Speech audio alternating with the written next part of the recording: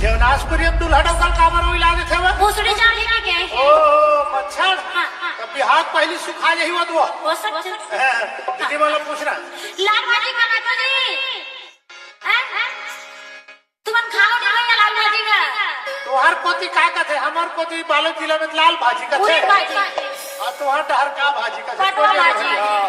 ये मसाला भाजी खावा तो फिर नेम जो में पान के घलोक नेम ढोला काट के वैसे छत्तीसगढ़ में लाल भाजी का जो खावेगा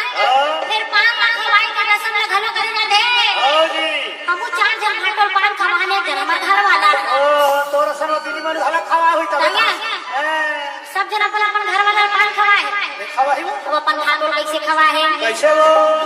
रे भाटो ला खवा दे डीजे